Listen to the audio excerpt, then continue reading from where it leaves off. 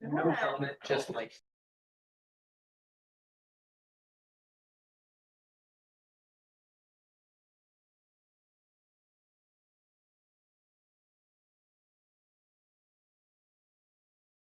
Allegiance.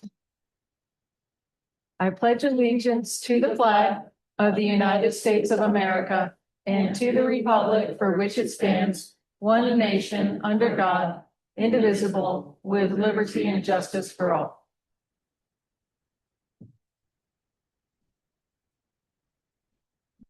Could we do the roll call, please? Councilmember Larson, Yep. Councilmember Cassidy, Here. Councilmember Dan Hahn. Let the record reflect that Councilmember Dan Hahn is absent. Councilmember Cox. Present. Councilmember Stubble. Present. Councilmember Josh Hahn. Present. You have a quorum, Madam. Oh, Mayor White. Also present. You have a quorum, Madam Mayor. Thank you. And we have an audience. Great to see folks here. Thank you for being here. If you happen to have a cell phone, please make sure it's on silent mode. And if you need to have conversations among yourselves, please step out of the room and move a ways away because the sound comes in at a rather odd and disturbingly loud fashion. But we're glad you're here. Thank you. First up, or item 3 actually, is approval of the agenda, and we have an amendment to make on that. So let me first go for approval and then an amendment. So could I get a motion in a second? Move to approve the agenda. Moved by Councilmember Cox, seconded by Councilmember Larson. And we have an amendment to make, and I believe Councilmember Stubble, call on you to make an amendment, please. Thank you, Mayor White. After some discussion with several other council members, I would propose that we amend tonight's agenda to include a discussion item on after F, so at the end of the regular session here, 7 new business G. And that item would be for the council to discuss and set a timeline for determining how to allocate the remaining half-cent economic development tax collections. Great. So we have that moved by Councilmember Stubble. Can we get a second? Second. Any discussion on that? Okay, we'll call for the question on the amendment. Councilmember Larson? Yes. Yes. Yes. Yes. Yes. That passes. And now the agenda as a whole, and we'll start with you, Councilmember Hahn. Yes. Yes. Yes. Yes. Yes. Great, that also passes. Next up at 6:03, we will open the hearing for the public hearing of ordinance 2026-2, amending ordinance 1171 and section 8-6-1 of the Lander Municipal Code pertaining to bicycles on sidewalks and creating new provisions relating to the regulation of bicycles, human-powered scooters, skateboards, electric bicycles, one-wheeled devices, and powered scooters. So Rochelle, is there anything else you need to do in introducing and reading that? The draft of the ordinance was published on our website. It's in the packet, and the notice of this public hearing was published in the Lander Journal August 8th, August 15th, and August 22nd. Great, thank you for that. So my hunch is folks here in the room are probably here in part for this and providing public comment. So please come up to this microphone up here. It is hot, and please share your thoughts on it.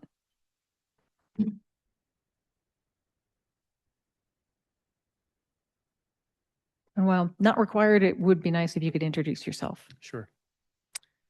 Dear council members, thank you for hosting this evening's city council meeting and providing the public with an opportunity to participate.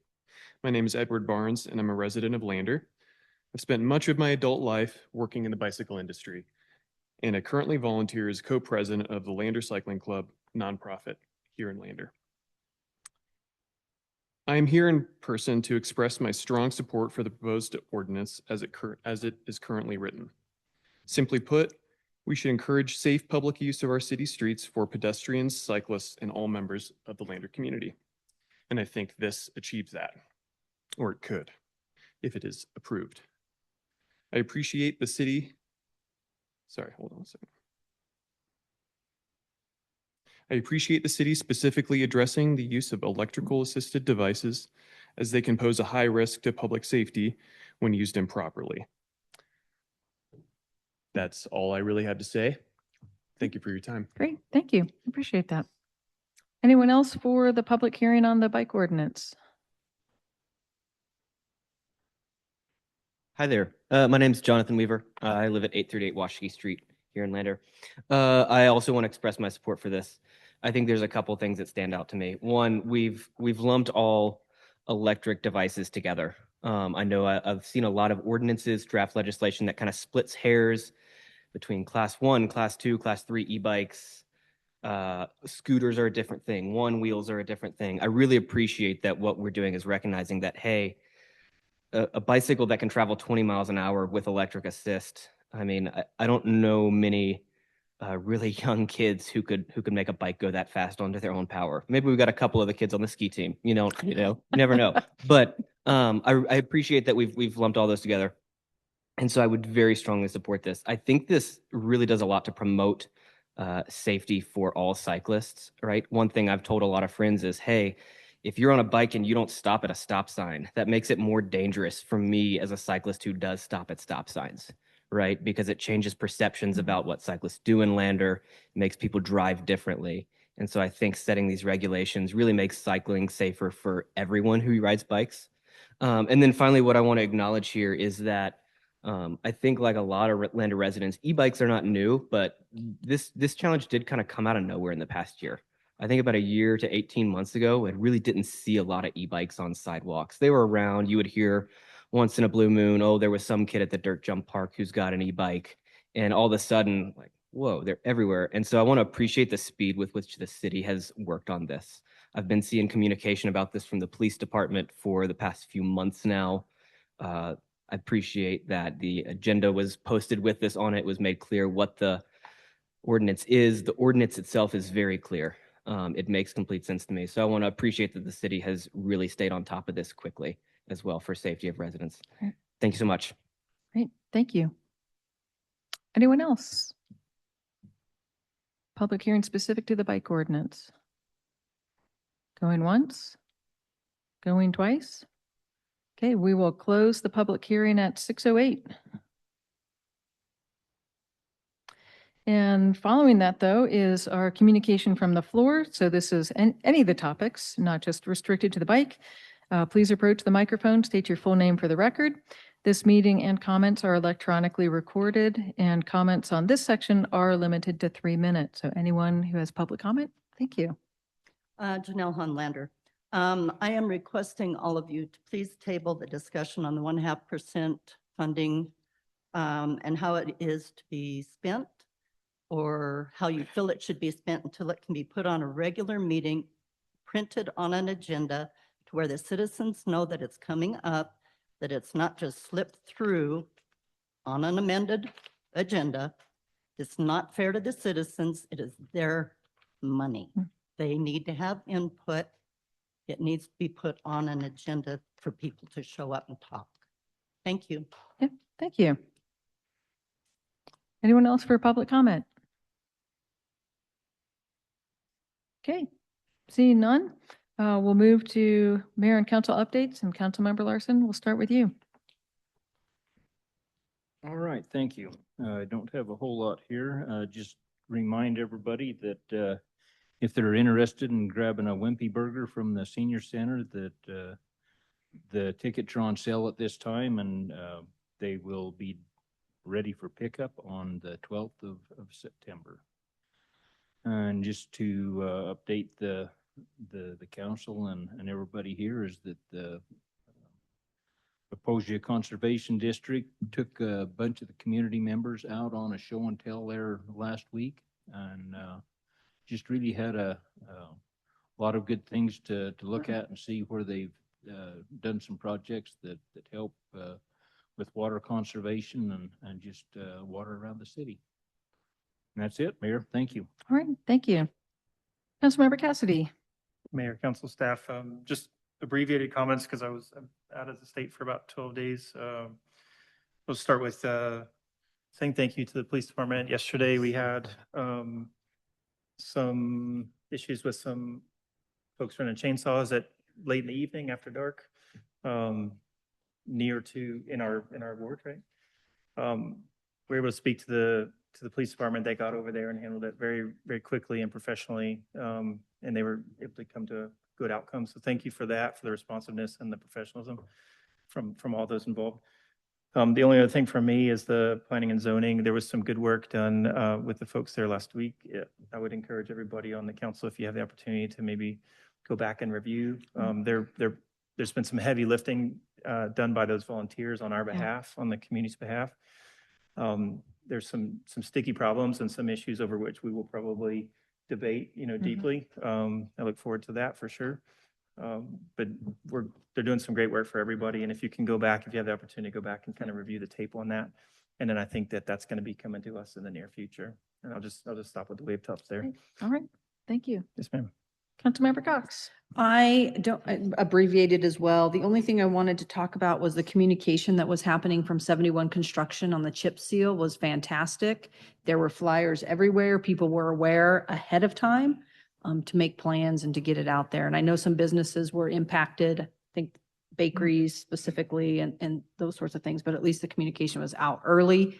It really, really, really does make a difference. So just a win there on our communication. And that's all for now. Okay. Councilmember Stubble. Thank you, Mayor. I'll add a little bit to some of the topics that have been raised. So if I can add a little texture to Councilman Cassidy's point. It was a success with the arborist company who was working here in town and was unlicensed. But after contact and information sharing from our PD, our city staff, so thank you for that, they came in this morning and licensed themselves. So proved as part of the licensure process that they've bonded, that they're certified arborists. We highly recommend all residents, property owners in town that you look at our licensed contractor list and hire licensed contractors instead. There's a lot of safeguards in place for you to pull from that list and somebody who is not licensed. And I'll point out that we've made some real success in automating and moving that information much more speedily to public purview. So Restart came in this morning to license, and if you go to our licensure list now, they are listed on that. So it's within, I'm going to do my math terribly here, 6 hours, I think, plus or minus there, of when I last looked at the list, so when it's been updated automatically. So real savings for efficiency on our staff side of not having to input that manually. And then also very swift dissemination for folks in the community of who to hire from. So check out our licensed contractor list. And if you're a contractor working in town and you're not licensed, please come in and pursue the licensing process for building contractors, arborists, and the like. I'll also just note I've been attending the planning and zoning meetings as well. And yeah, strong debate, strong work. A lot of what they're coming forward for us to ultimately review, modify, approve through Title IV is some degree of housekeeping, updating an ordinance that hasn't been organized for decades, many years at least, and making some updates around, just looking here, the clarity around appeals processes as well. So there's, and some FAA regs to zoning. So there's some housekeeping stuff that makes sure that we're as up to date as possible with existing and partner regs, that the ordinance is readable and accessible for everybody involved. And then there is going to be some substantive change to debate for the community around buildability on your lot and the level of notice to be given when some changes are made. And so thanks for excellent news coverage of that to our local newspaper. Look forward to a very lengthy and robust process of not only the planning and zoning group making recommendations, bringing them forward to us to consider, our debate, the input from the community. Thanks in advance for everybody who will weigh in the next couple months on that piece. Yep. Thank you, Mayor. All right, thank you. Councilmember Hahn. I don't have much. Just want to mention it's 0 week for Lander Tiger football. They'll be playing this Friday. They got their scrimmage this week, and then they'll be on an out-of-town game right away. But I encourage people to go down, cheer them on. They got some promising athletes. The young men have been working really hard and practicing hard, and come out and support the team. Yeah, awesome. Thank you for that. A few things from me. I'll echo how incredible the work that the planning and zoning folks do. We are very dependent and we stand on their shoulders for that. They're doing a lot of legwork and discernment to make it easier for us. Thank goodness we don't have to wade through all that they have done. A few other things. So on Thursday, 9 o'clock, so 2 days from now, at the community center, YDOT Aeronautics will be present and they'll be sharing their economic impact on both statewide air service as well as the Central Wyoming Regional Airport.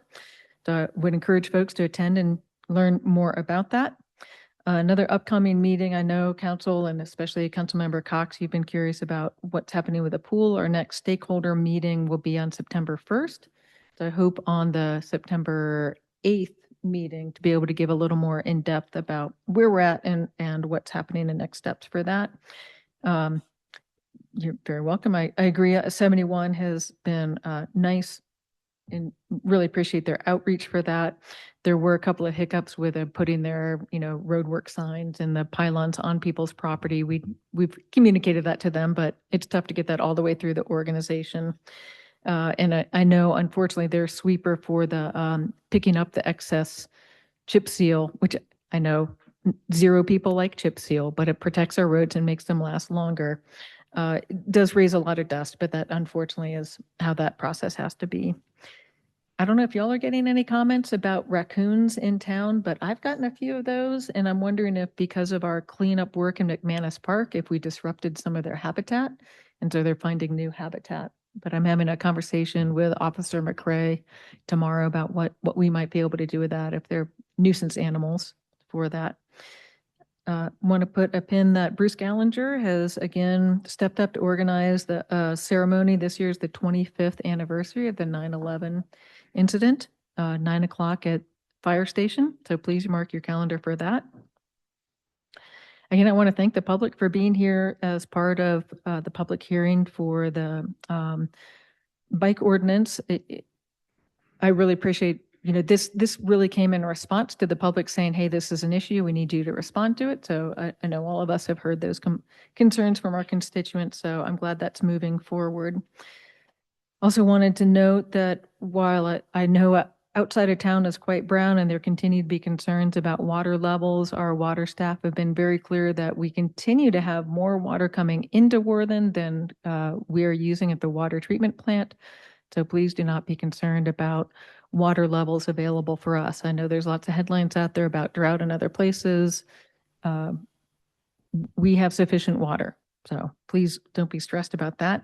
And lastly, we do have an upcoming LEDA meeting. Is that next Wednesday? I think it's next week. We've got a LEDA meeting coming up. So yeah, I think it's next week for that. So, and again, they could use members. So if anyone is interested in serving in that capacity, they could certainly use some more members. Okay, with that, I had the long one tonight. We'll turn it over to staff, starting with you, Chief Wah. Mayor, council, thanks.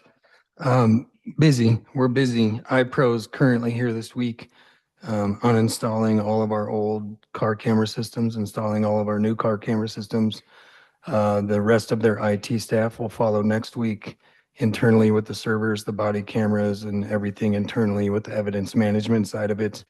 I spoke highly about our relationship with Responders Alliance. My supervision staff went through it last year. Today and tomorrow, the rest of the staff is going through the occupational stress and some of those areas with Responder Alliance on focusing on workplace stress, occupational stress, and how to work through that. We just had an officer go through a drug investigator basic training last week, another one through a firearms training, another one now is a less lethal instructor. So we're staying focused on my long-term goal of being self-sufficient. When things happen, we have the people in-house that work for us that are trained and experts in these fields to be able to handle things for us. Thankful to Marit in the Lander Journal. They came over yesterday and met with both of our SROs for quite some time, and they've done quite the article about what our SROs do and how important they are in the school system. If you didn't see it today on Happening in Lander, Officer Conolog handled something exactly like we would expect and probably better. New student came into town, was kind of lost, and he took him right in, got him to class, got him introduced. So I think it's important that people really understand how important our SROs are and everything that they actually do in the school system.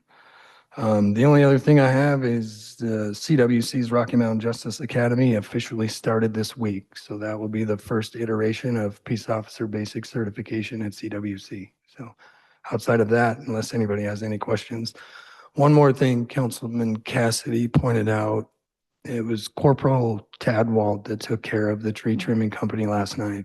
He did a phenomenal job. When those folks came in today, got all their paperwork taken care of, they actually walked over and spoke with Rachel and were very kind and commended Corporal Tadwald on how he handled them professionally, and they appreciated my staff and everything that they did. So I think it's important that he's recognized for that. Great. I do have one question, or maybe more invitation to share more. So I know the folks are coming to install new systems. Can you give us a quick overview on that and what that will bring? Well, so a lot of what it is our current audio systems, camera systems in our cars are end of life. They're not serviceable. They're not functioning. They're not uploading to the cloud like they're supposed to. Primarily for us, it causes a nightmare of evidentiary issues. We currently have what would have been some of the newer body cameras that the audio just stops working halfway through a call. And when we're producing this as evidence in a trial and there's no audio, it becomes very problematic and we can't answer why. Talking with Provision, talking with Securamax, they have no answers to why the system's just not functioning. There's no evidentiary value on the backside of it. There's no retention records on the backside of it.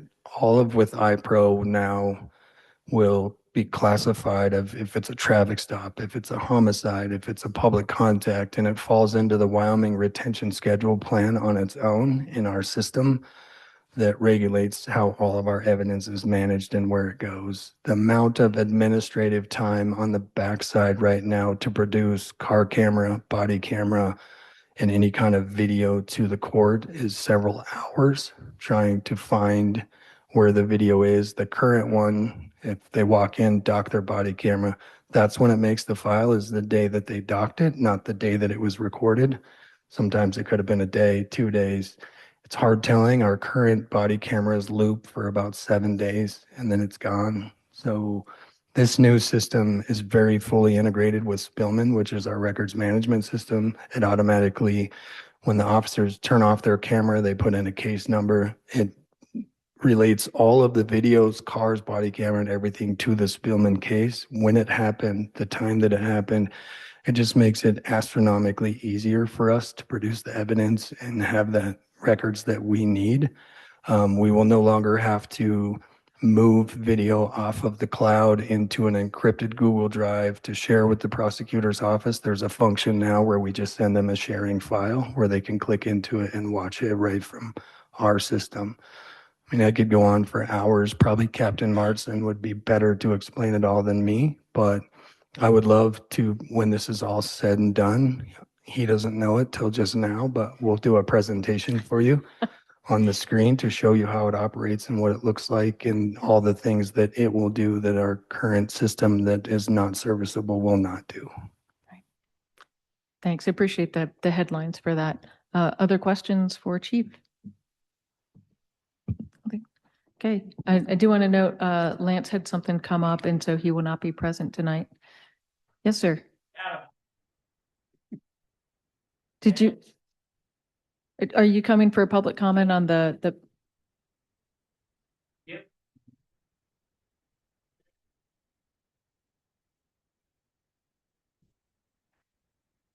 Did you want to come for public comment? Yeah, yeah, so. No, that actually happened, and unfortunately it came in after that, but yes, please. Yeah, but, yeah. Yes, please, but please come and use the microphone though. Yeah, it is out of order, but we appreciate hearing from the It public. is out of order, ma'am. I understand that. Is that okay with you guys? Yeah, we'd love to hear from you. Okay. Thank you, Mayor White. I can't hear for shit, as you guys can figure out. Yeah, so I just came here. I got 3 minutes, right? Correct. Okay, and I'll make it really quick, 3 minutes. I came here tonight to say, and I'm sorry, I'm in my best attire here because I've been spraying weeds all day. Thank you for answering my phone calls when I asked about the stakes in my yard, because 30 years ago, that kid would have got killed for doing that. I mean, really leaving the sod up, And I didn't know what that was for, is for property lines. Thank you very much. You're welcome. Second thing is the stop sign that I came here a year ago about, and I wanted it on Smith and Spriggs. But you know what? It's on Academic Way. Very first day it was put in, I came home from Whedon Pest, blew right through it. It's kind of like, You weren't the only one. I know. But the point is, was the best place to put it, right before the 20-minute line. And thank you for calling me back, because that, as a mayor, you called me back when I called you, didn't you? Thank you very much. And that's the reason I came down here for this meeting tonight, was to thank you for being a good mayor. So Thank you. I There you go. appreciate that. I'll Yeah. go home. Yeah. Yeah. Okay. Well, and again, thank you for, it was because of your initial response that led to doing the traffic study to find out, yes, there's excessive speeds Yeah. all throughout the day. It's not just related to the school drop off, and led to that process of creating an intervention. So thanks. It's a great example of things coming full circle.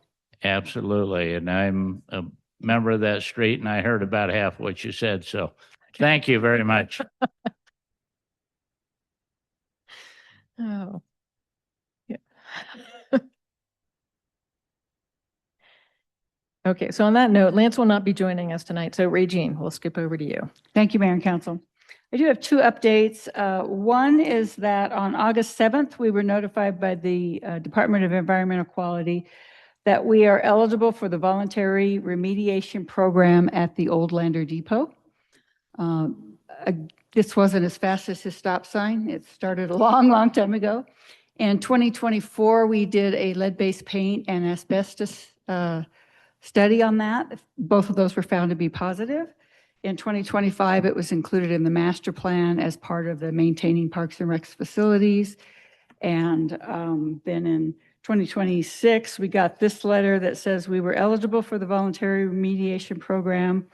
What that involves is removing all the asbestos materials and removing which is mostly caulkings and mastic, and also removing or encasing the lead-based paint. That program is paid for by DEQ Brownfields program. The city did have an initial investment of $633 for the application, and we have to pay for all the publications and the certified mail, so another $600-700 for that. The rest of that cost will be borne by the DEQ Brownfields program. Let's see, I did put a bunch of papers in your shared drive. One is the Parks and Rec Master Plan that talks about the need for that. 2 is the letter that says we are eligible. And 3 is the actual SPUR program, which was also paid for by DEQ, but it talked about what that depot and area might look like after remediation was complete. Yeah. So, do you have any questions on that? Do you have a sense of what that cost is that the city is avoiding in that process? I don't at this point in time, because they thought they might get to it in November. If the weather holds, it will likely be in the spring. We haven't heard the final assessment that will go out for bids. Are they going to remove the siding, or are they going to encase the lead paint? So some of those things are not defined yet. I do not have a number Okay. for what that will be, but we'll share that when we get it. Yeah, thank you. Councilmember Stubble. Thank you, Mary. I just wanted to comment on that because it's really great news. It's an important building that I think a lot of folks have been thinking, like, how do we put this to best use, right? And so having help on getting it to a safe place is going to be fantastic. So thank you for your perseverance on that. And I really appreciate as well, Assistant Mayor, that you pointed out how that tiers directly from our strategic plan, which was council adopted. And so much of what we do does come, the project implementation we get to tiers out of that vision the council set. And that's a great example of it.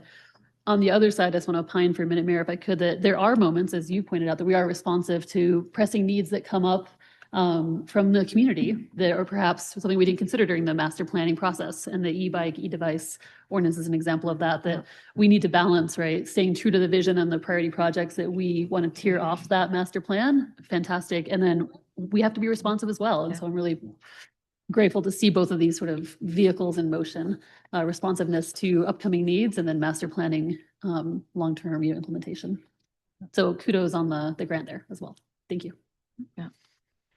And I wanted to add one thing, Regine, and this more on a project you and I were working on, which I meant to include in my update, but Regine and I had worked on trying to make the pitch to the governor, and then ideally that would continue to the Department of Treasury for Lander to go back and be included in the Opportunity Zone 2.0. And unfortunately, we heard that we did not make the cut for that, and that's most directly tied to the way the current census tracts are for capturing demographics did not fit with very stringent requirements for the Opportunity Zone. So even though it made a lot of sense for us in terms of some of the properties that would be included in that, we simply couldn't provide the data to meet the stringent requirements. So it was certainly worth an effort. I'm sorry that wasn't the outcome we wanted, of course, but thanks for your effort on that. You bet. My second update is regarding, I'll call it the items of what's happening now, or whatever Julia called it. The things that pop in right now. Yeah, okay. And that is the process for land acquisition for the 90 acres of residential land at Wyoming Life Resource Center. I've talked to the State Land Board about Enrolled Act 39. I put 3 things in your shared drive regarding that. It talks about the flowchart process of what happens to dispose of state lands. It also has a great map of the lands that are involved in that Enrolled Act, including what goes dedicated to YDOT and what's dedicated for residential. What I want to let you know is that even though they had the dedication of the 90 acres, this is not easy. We're still following all of the state chapter 26 rules for how to dispose of state land. So an entity, a city, a developer would have to go to the State Land Board, make a request to get that on the disposal list. State Land Board would determine whether it was disposable, what the highest and best use would be, which that's the one part that's shortened because the highest and best use is residential, and go through that process. So it still has to go through a proposal and evaluation for disposal of the land. Then we have to advertise. The State Land Board has to advertise and make an appraisal on that land. And that appraisal is usually borne by the person who asked for the disposal of the property. And then it has to go up for public auction. And the successful bidder would be the one that would be afforded that land. Whether they were the original person that requested that land be disposed of or not, that it's a silent bid process, so it would go through the auction process. In the meantime, I asked if we could do some of those preemptive things that the council talked about, like maybe we could zone it residential, we could do some of those things, split it off. We cannot. It is currently state-owned land, and the state would have to come to the city and request rezoning or request one of those other actions. So I just want to let you know it's dedicated for residential. If we do a lot of legwork and either the city or developer, we go recruit wants to start that process, that's how it would get rolling. Okay. Thank you for doing the legwork on that. I know that's a question we've had, the public's had, so thank you for that. And we're glad to have the press here to help share that word. Yeah, there's a story for you there, I'm sure. First of many, yeah. Should you choose. Anything else for Regine? Okay, Christine. I don't have a lot. I would want to say I did go to a grant conference last week to get some training on grant management. And it was a really good conference because it actually gave me actionable items that I can take back and a lot of resources. So that was a pretty good thing. And I'm trying to put those into action now. I did have a deadline due back to the state loan and investment division on the ARPA grants that we had. They wanted to have one final, even though we had kind of closed out that, we had a final checklist from them that was given to Regine and I in July. So, and it required, I had to write up a summary of goals and accomplishments and what went right with the project and how the community benefited from those projects. So there was also on one that's not finished, we had to say, I had to write a letter since I don't have a actual substantial completion.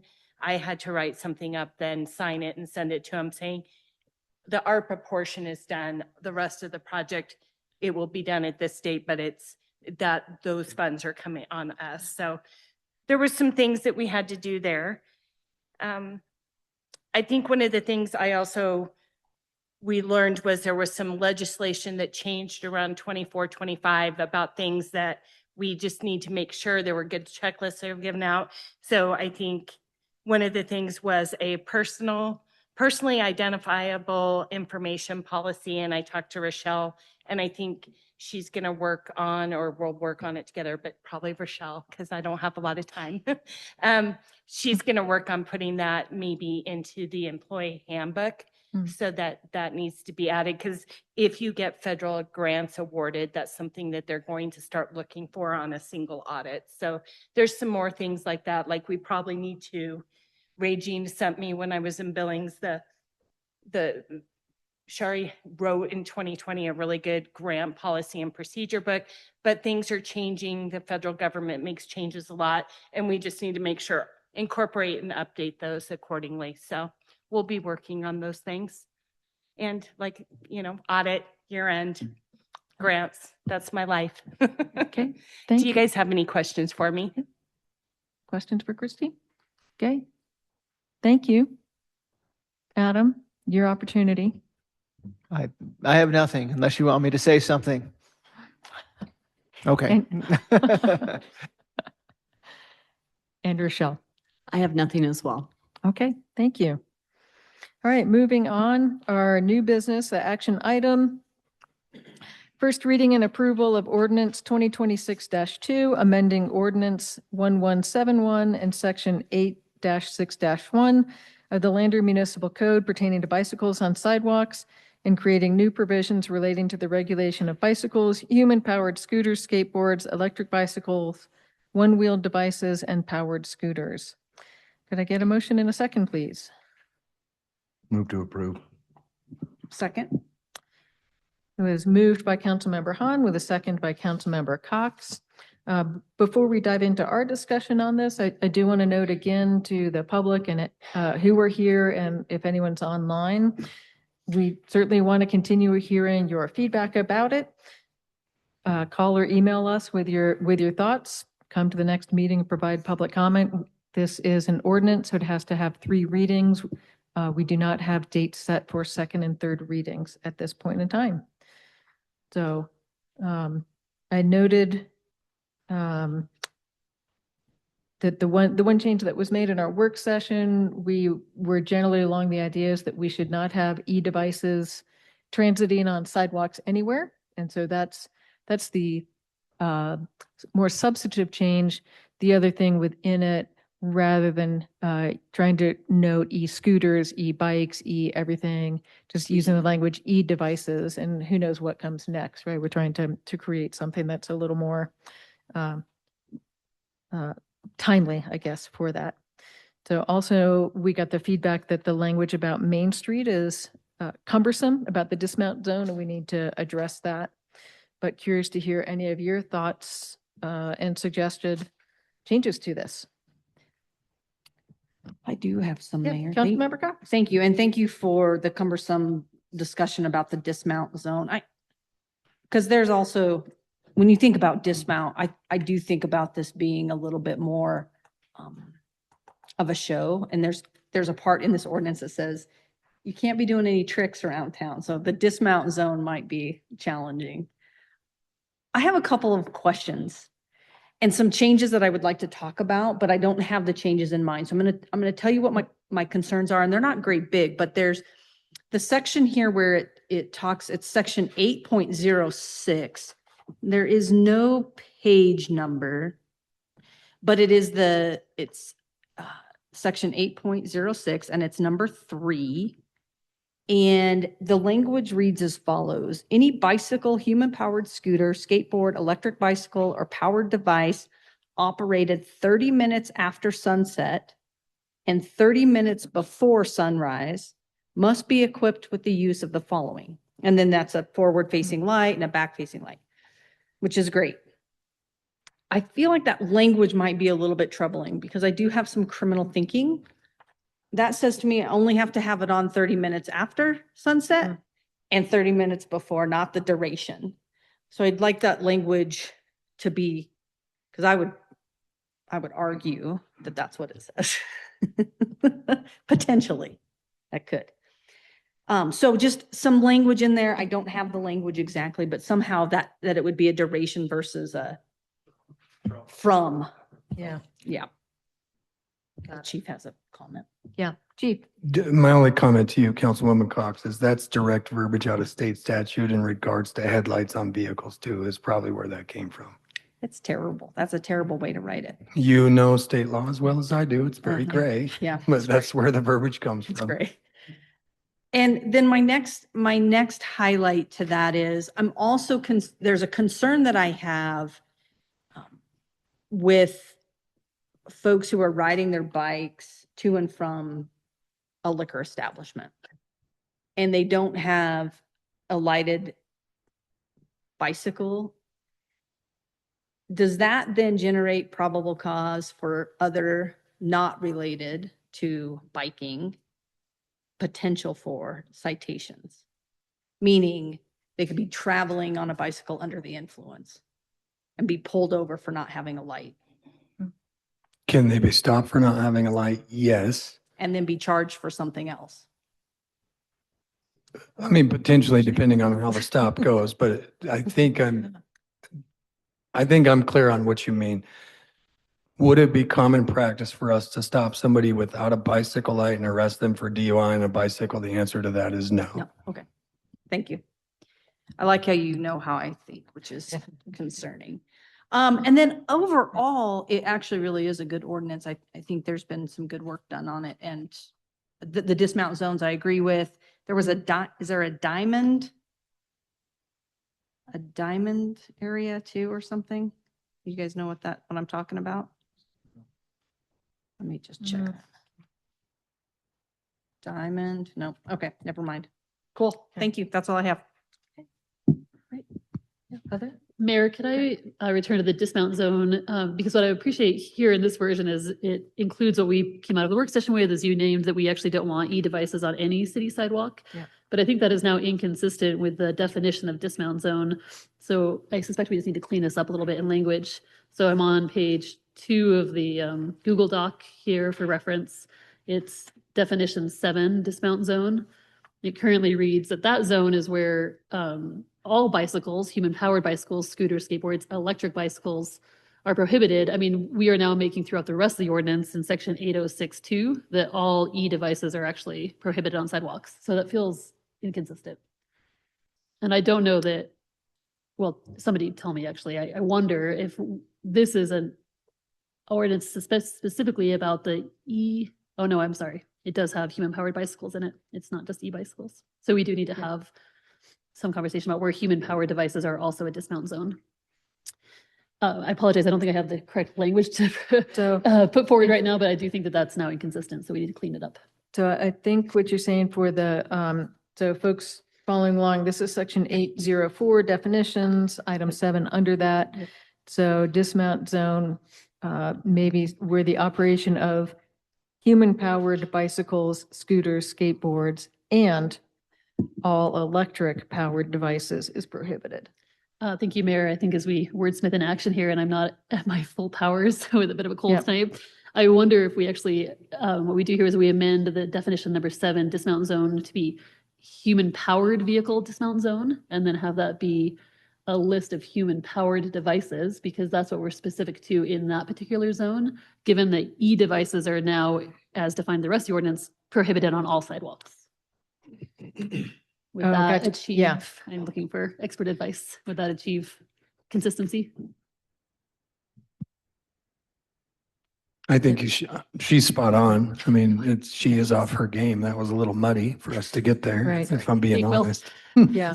But I think she's right. I think we have to identify that the dismount zone for any human powered from 1st through 10th on Main Street, and then outside of that, the e-bikes would be in a separate, that they're not allowed on any sidewalks anywhere within the corporate city limits of Lander.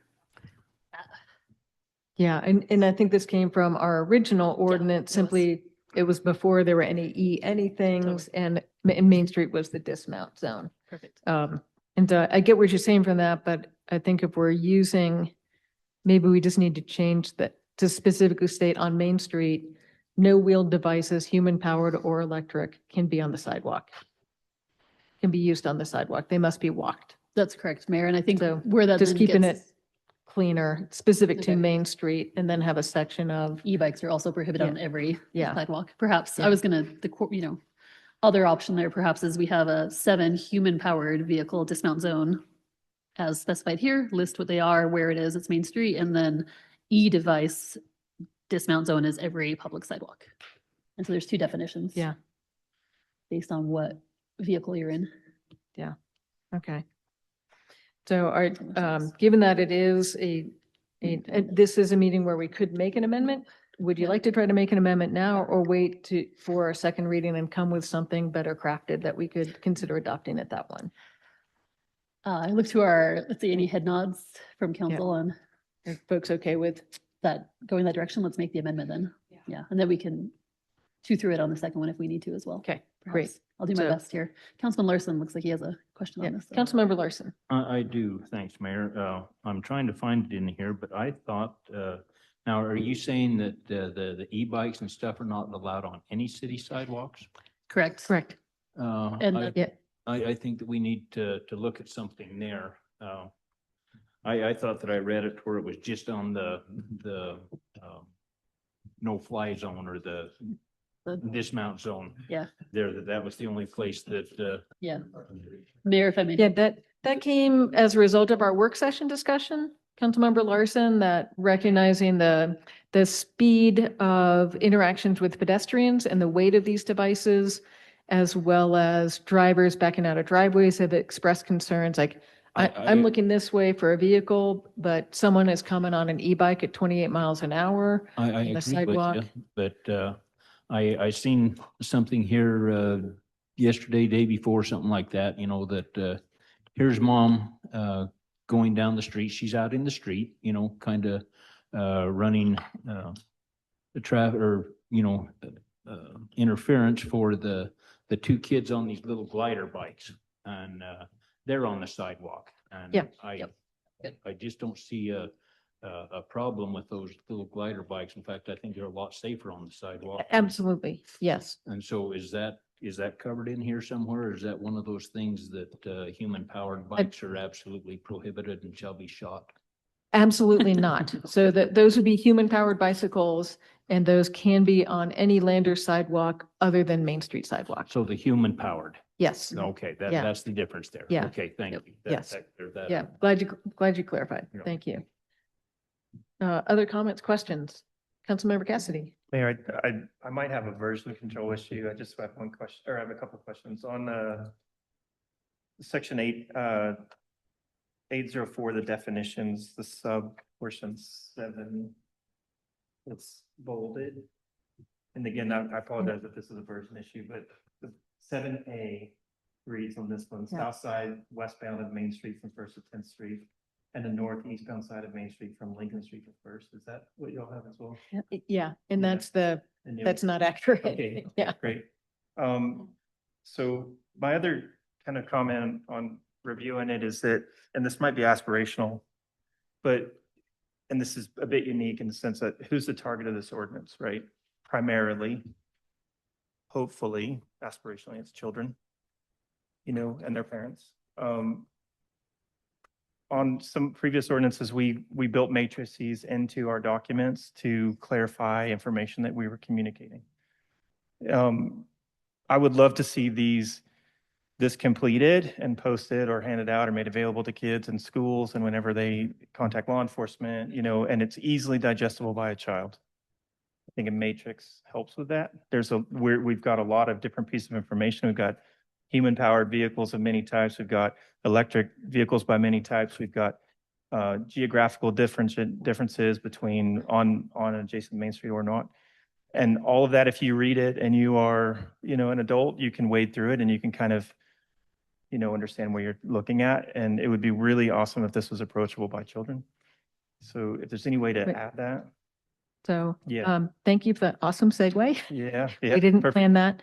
But agreed. So this is very much heavy on the draft. That's why it's big at the top. And if you'd pass one to Councilmember Larson as well.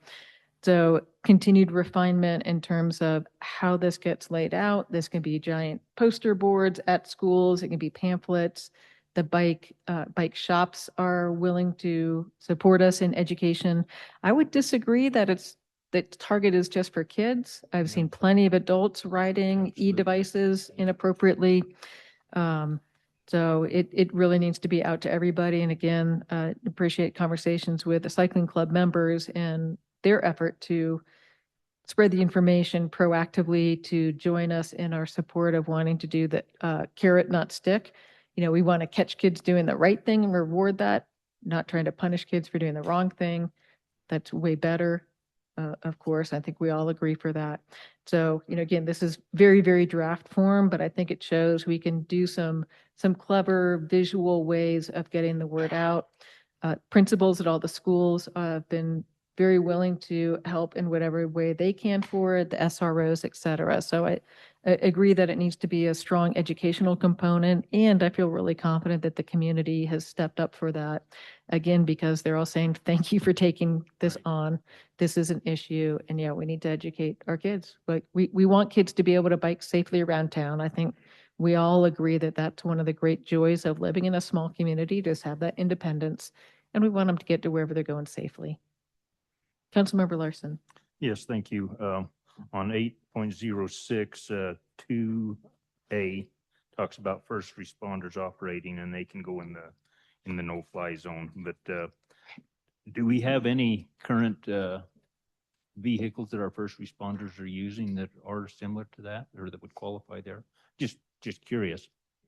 We do not. We currently own 2 human-powered bicycles that are Lander Police bicycles, but we currently don't have any certified bicycle officers or use them. Okay. I have a question too. Councilmember Cox. Thank you, Mayor. So I do have a little bit of a clarifying question because I'm in reference to motorcycles, electric motorcycles. In our powered devices, number 6, under 8.04 definitions, it does say the term does not include motorcycles. That's a little bit confusing. I get why it's not e-motive, but can we agree that those e-powered motorcycles are different than e-bicycles? Do you mean these? Yes, E-motos? Yes, they. Those are illegal, period. period. Yes, We've ma'am. defined that clearly. They are not allowed in our city. They are limits illegal, period. unless they're licensed. But the challenge right now is we've had a number of people come forward to go to the clerk's office to try and get even a multi-purpose vehicle plate on them, and they can't. The way Wyoming statute is written right now in regard to electric motorcycles, they're incapable of getting insurance, registration, or any of those things.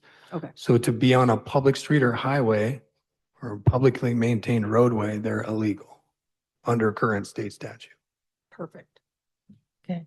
Thank So you. that, I think our language on the draft is one of the things then that needs to be updated because it would lead you to believe that it could be licensed for street use. Sure. Okay, so that's Cool. good to know. There's a lot, as we've Really gone good. through this, there's a lot of information that keeps to come out of that we're learning as we go, for sure. Perfect. Yeah. Thank you. Because that's where I was like, oh, maybe that can be allowed. So thank you. Yeah. Get those out of here. One thing I would suggest adding to our definitions is mobility devices and explicitly noting that this does not apply to those needing mobility devices for movement around town. So, I mean, it does bring up in other areas. To me, I think it's appropriate to bring that up in definitions, that those are,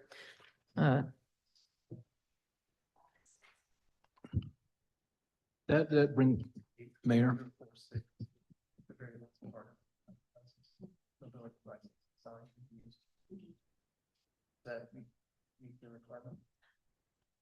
Sorry, Councilman Cassidy, I couldn't hear you. What section are you looking at? So, under definitions, 804, subparagraph 6, power devices, the very last portion of that paragraph. other mobility devices designed and used for the person. Does that meet your aim? Yeah, that does. It's maybe not as overt. I think that those are frequently use mobility devices don't necessarily see that. Like they're looking through definition for mobility device. And I think that would, yeah, just, I think it'd be better overt education about it. And Mayor, that's, I mean, there's a parallel there to where I'm going to come to back to in our full circle conversation, but where the devices are actually defined is in the prohibitions, right? We're like actually making explicit that they're not Yeah. prohibited. So that's in section 8.061C, where it gets specific about wheelchairs and other assistive mobility Yeah. devices. So, I mean, if we want to err on the side of like very, very, very clear, let's have it both in Yeah. definitions and then in the document itself. Yeah. It feels like we're blending a little bit here in the text. Yeah. So, and then I think this is something I'll come back with instead, Mayor, so full circle to the inconsistency right now that our intentions are, as I understand them by the body, we are okay with human-powered bicycles and devices being on sidewalks, except for what's currently known as the dismount zone, mostly Main Street sidewalks. We are not okay with e-devices on sidewalks anywhere. I was working on an amendment for that, but it's pretty messy. It's throughout the document that I think that inconsistency arises in a couple different subsections. So Mayor, I would rather come back with the track changes, clean up at a second reading on that. But I am seeing, hopefully, Councilman Hahn, I'm sorry, I always have my back to you. But those intentions of, again, human-powered device, okay on sidewalks, kids on gliders, thumbs up, not on Main Street sidewalks, and then e-devices on no sidewalks anywhere. Mayor? Yep. I just have one question. I know it's just a one person specific thing, okay? But there's an individual in town here that he's on tricycle and he really struggles, to get around. Yeah. And I just can't see him being out on the street, in up and down Main Street. Yeah. It's not a mobility device, like the electric wheelchairs and that kind of stuff is, but is there something that could be massaged there somewhere or another to where that guy, Yeah. I'm glad you brought that. I mean, I think we all can imagine who you're referencing. And I think to all of us, while that might be an official mobility device, we all know for all intents and purposes, it is a mobility device. Okay. And should be granted the latitude for that.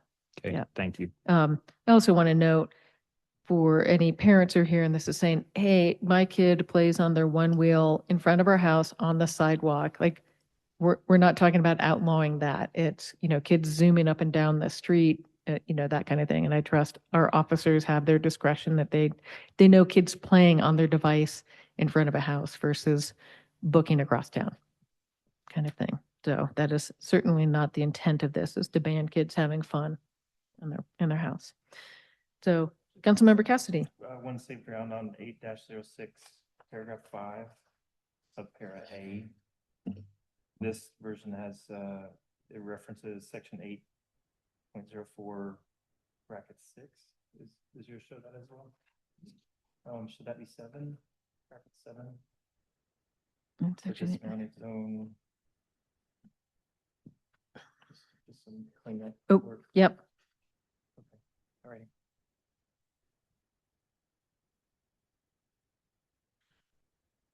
I would also like, if we're doing track changes, that we send it to one and assign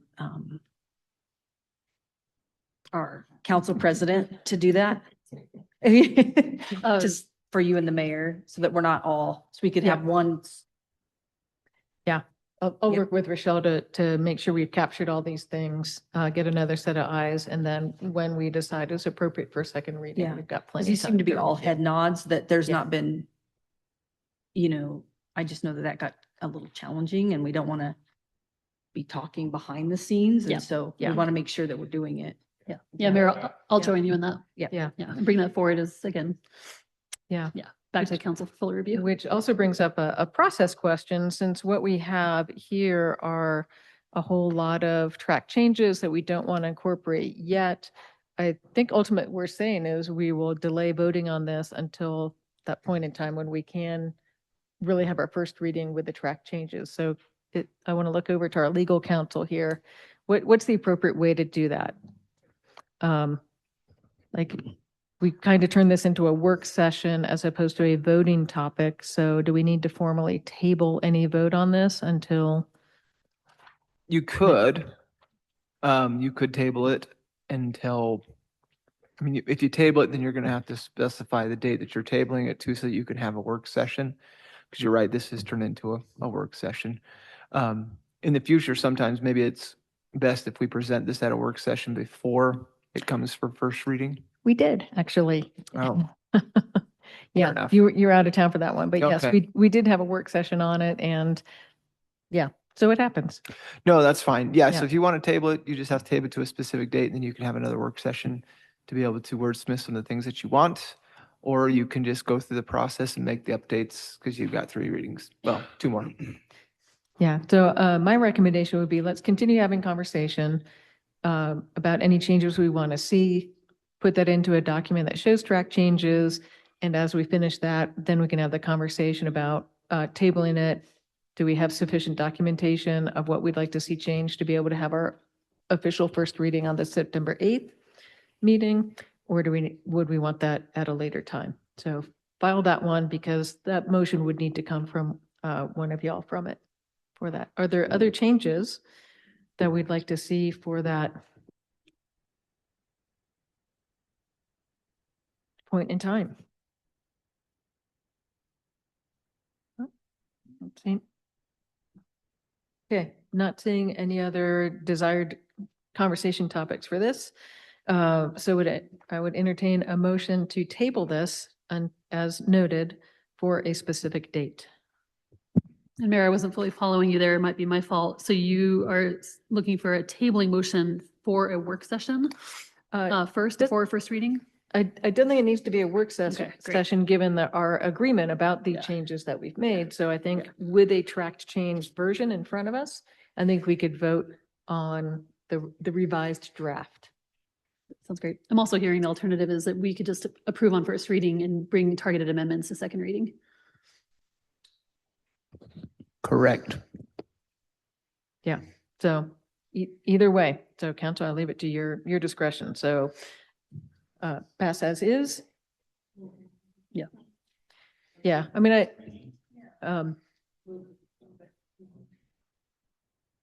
can't hear you, Councilmember Larson, without your Well, let's do first reading and vote on it here. vote on here. Okay, that's interesting. I would have actually done the otherwise. To me, I think it's better education to the public for the first reading to be more complete with what our intent is. And again, it's the first reading that we're required to have a public hearing. So if we delay have another first reading, that again gives the opportunity for the public to participate. So, but like I said, I don't get to make amendments or proposals, so. Well, can't we still have public input on the second reading? and Oh, third reading? absolutely. Yeah. But I mean, a public hearing is required at the first reading. It's not required at second. We'll still have public comment, but public hearing is a little more all-inclusive. There's not a time limit, et cetera. Well, I thought we had a public hearing there tonight. We did, because this Yeah. was the intended first Yeah. reading. Yeah. Yeah. Let's go for the first reading. Let's do it. Okay, great. Sounds good. Okay, so any other comment or questions before we call for the question? Okay, Councilmember Larson. Yes. Yes. Yes. Yes. Yes. Okay, and that passes. So again, can I get a head nod though? Would September 8th work for our second reading from what I'm seeing from here? Okay, great. Second, item B, amend resolution 1388, fee schedule 2026-27 as the public record request for fees. Can I get a motion in a second? Second. Moved by Councilmember Larson, seconded by Councilmember Cox. Rochelle gave us heads up about this coming. We had a typo in that. So as we turn to her to explain, this would be on page 2, about halfway down. And Rochelle, we'll turn it over to you. The only changes you can see is in red on the 1388 resolution in your packet, which then changes the language to say that fees are waived for public records requests if they're $10 and under. Right. Yeah, previously it said a minimum of $10. That wasn't our intent. So any comments, questions on that? Mayor, I do. Yes. I'm curious if we want to raise that threshold. How do we determine $10 is the level that should be waived underneath? If you want a different amount, then we're happy to entertain that. How much time does it take you to determine, sorry, Mayor, if I may, Clerk Fontaine, how much time does it take you to determine if it should be $10 or less? And does that? So the current structure is $20 per hour for staff time, 10 cents for a PDF, 50 cents for hard copies. We are getting frequent requests that take about 10 to 15 minutes in our one PDF. So we're sending out repeated invoices for $10.05 or $5.10. Sorry, I transposed those. And to do that, we're creating an invoice, we're mailing it, we're emailing it, we're tracking whether or not that money comes in. We're sending out another invoice the next month. We're sending it to Canada, then we're converting money. So it just seemed like, because that's the number that we're seeing frequently, that $10 seemed like a good number to say we're not going to charge. However, your point is well taken. I think the University of Wyoming and other entities don't charge if it's under $50. There was discussion about, what should that number be? And certainly that is council's prerogative. Yeah.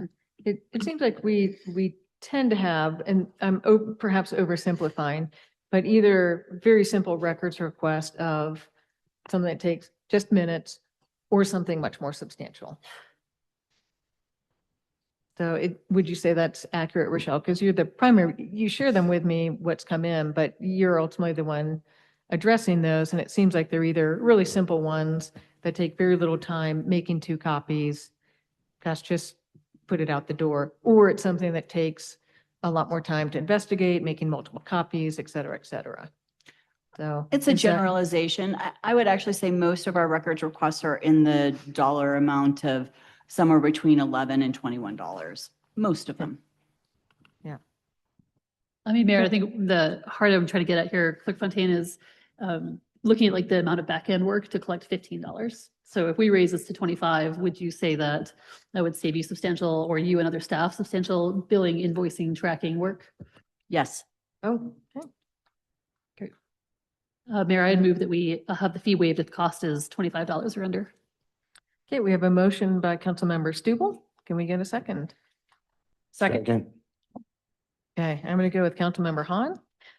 So the amendment is to change that to fee waived if cost is $25 or under. Can we get a vote on the amendment? Councilmember Hahn. Yes. Yes. Yes. Yes. Yes. Okay, the amendment passes. So amended resolution, Councilmember Larson. Yes. Yes. Yes. Yes. Yes. Okay, that passes. Great, thanks for that, Councilmember Stubble.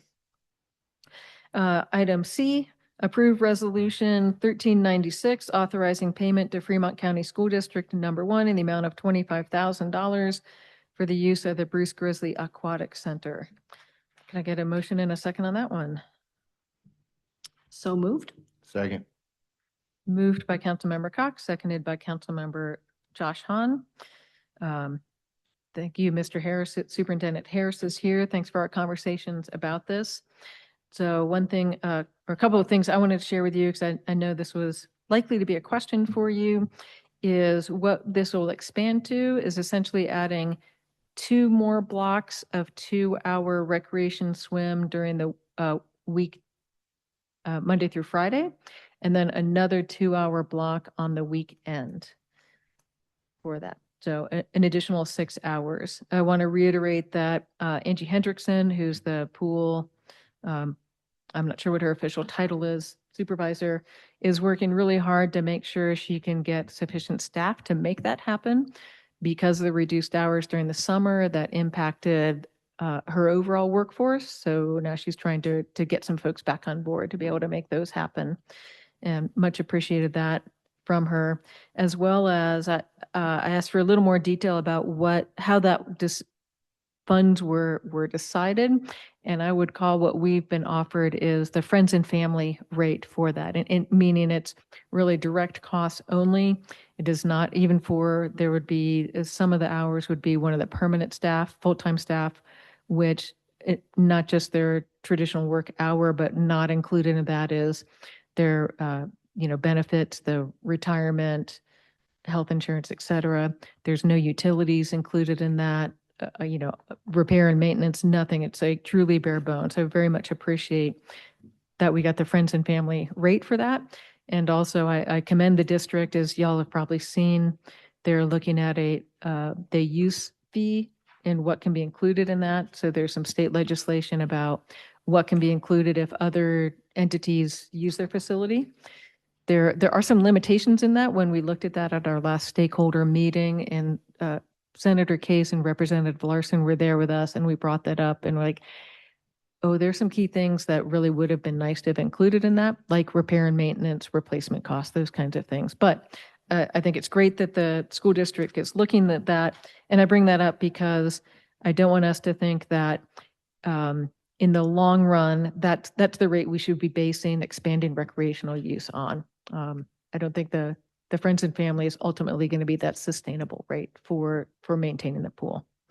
But I'm glad it's happening. We've got the resolution, and if this is approved, then tomorrow we send the check to the school district. So, Councilmember Cassidy. Mayor, I have just one question on section 2, and there it says source of funds. From what source will these dollars be sent? What fund? We pulled these from the general fund. Okay. Yep. Alrighty. Thank you. Yep. Other questions? Yep. Councilmember Hahn. Yeah, why can't we use the 0.5% sales tax to fund some of this and maybe a little more? That's a great Is that a question. legality thing, seeing how it's a Fremont County deal, or? I think that's a great question to bring when we have the conversation about use of the 0.5 cent.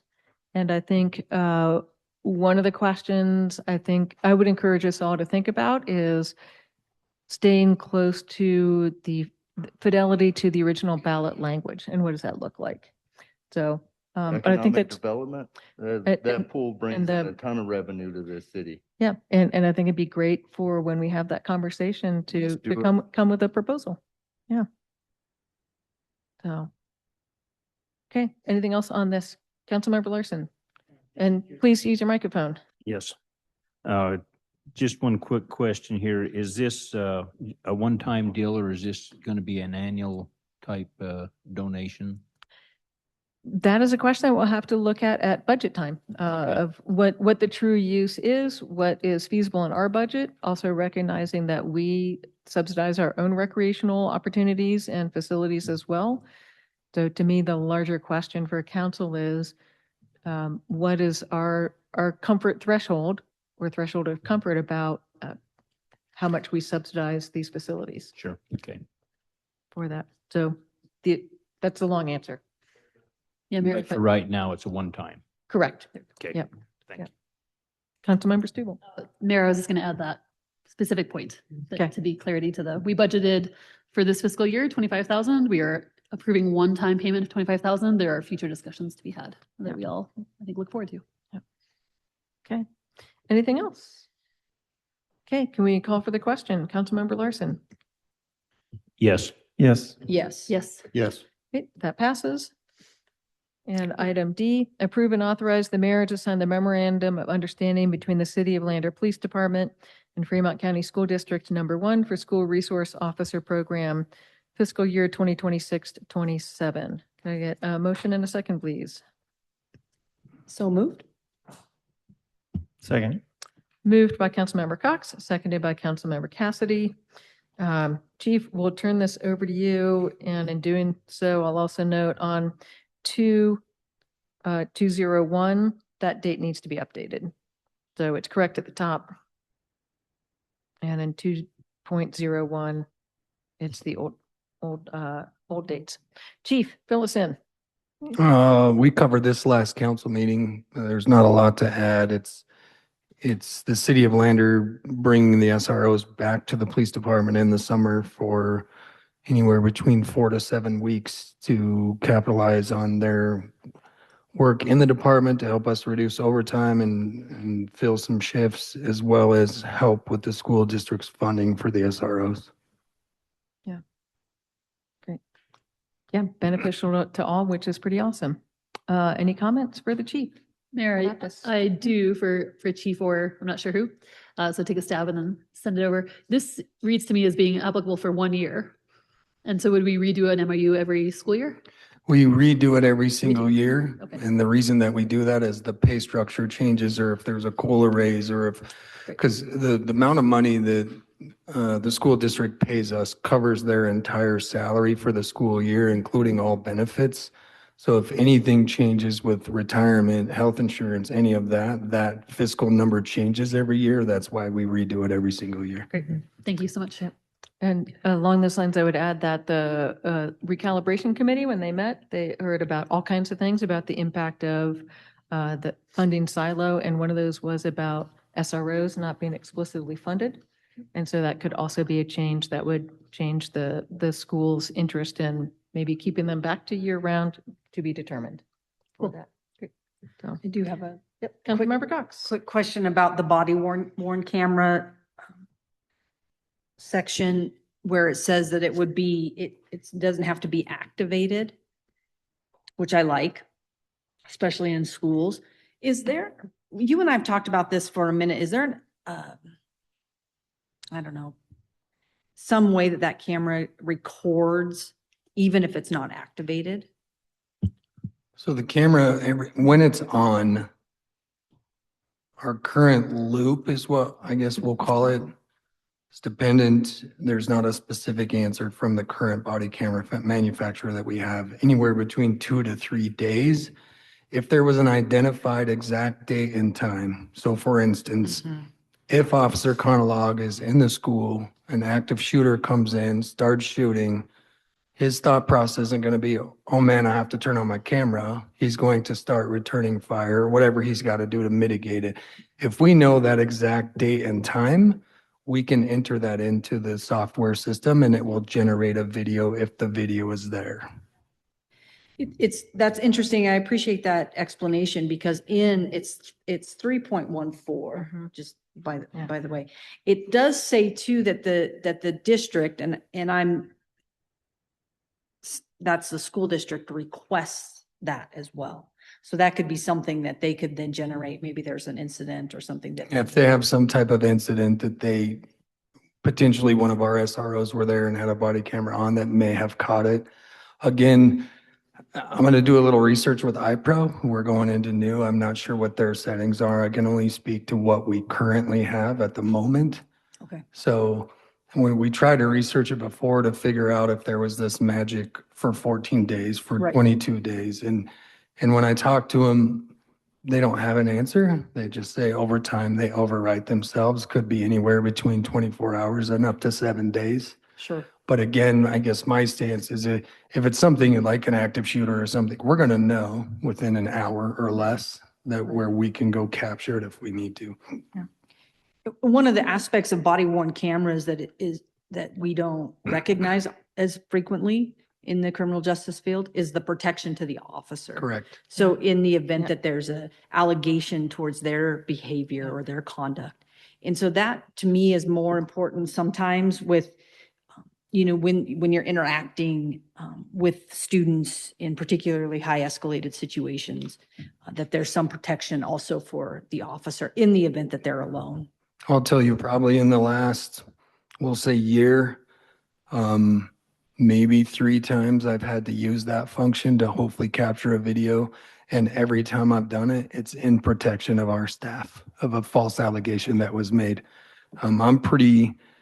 I've used it a lot with the hospital and some other places where they have stated we've done something or not done something. And we've capitalized using the body camera of, hey, come watch this and see for yourself. So I have a follow-up question about that, Chief. So it states body worn cameras shall remain deactivated during routine SRO duties. So like in the instance you gave of some kind of immediate catastrophic event, how would a body worn camera turn on? Because So- as you noted, the officer is going to be focused on mitigation. If it's powered on, it's not activated. That's two different things. Okay, So the way our current ones are set up, if the officer activates the camera, that system automatically makes a recording and flags it as such. If they don't activate the camera, it's not on. So outside of, Superintendent Harris saying, hey, Tuesday, 4 o'clock, we had this incident. Officer Cox was close. Is there a potential that there's video? The only way I would ever know is to go into the system, put in Okay. that date, that time in a 20-minute window. And if there's a video to be had, it will produce it. If Okay. there's not, it comes back with nothing. okay. So to me, activated and powered on are two different things. Thank you. That's what I was taking from your explanation. Sure. I appreciate that. Thank Yeah. you, Mayor. That's the question that Yeah. Chief and I've had about that looping process of how long that Yeah. stays and when it's not activated. I would assume our new ones will have a more clear, better answer of what that loop is. And I'd be happy to report back to you what they tell us the loop is set at. I'm assuming maybe we can change it and or set it however policy you see fit. But I think it's very impactful that we have that capability because things happen fast when we don't think about, Yeah. geez, I need to turn on my camera. Great. Yeah. Key point, on versus activated. Other comments about this? I just have one last Okay. comment and Superintendent Harris is in the audience, so it might be something. There's actually two. It's 4.02 and it's role as an educator. And then 4.03 is role as a participant of restorative justice practices. And I'm very thankful that all of this is included in this document because I think it's really important. Our SROs are beyond Yeah. Enforcement. They're serving as a extension of what our school district is not only providing, but access to that. And that restorative justice process is really interesting. And it'd be nice to have at some point the school come in and tell us, because you guys have gone to restorative practices for a while. Is that correct? Yeah. It would be nice just for us to hear, because I think that's a really valuable asset to what our SROs can do, as well as a long-term, how that impacts juvenile justice and crime rates as they decrease. So that's really good language. It's important that we have that. And I'm glad that it's there. I'm excited for you to see the article that Lander Journal is going to put out.